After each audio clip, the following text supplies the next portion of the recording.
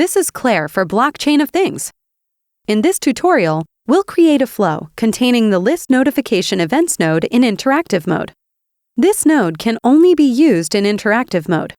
Interactive node allows the end user to click on the action button attached to the left of the node. This action triggers the Catenis API method passing the parameters set in the node's properties slideout panel. Before you proceed with this tutorial, you should already have learned how this node works in the previous tutorial. If you haven't yet completed the previous tutorial or would like to review, you can access it here. Ready to go? Let's get started. Drag a List Notification Events node into your workspace. Double-click it to display its Properties slideout panel.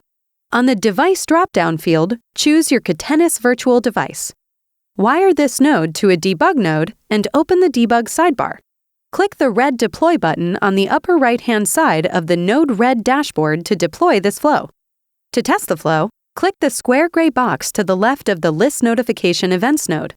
A JSON object containing all notification events should now be printed onto the debug sidebar. Great work!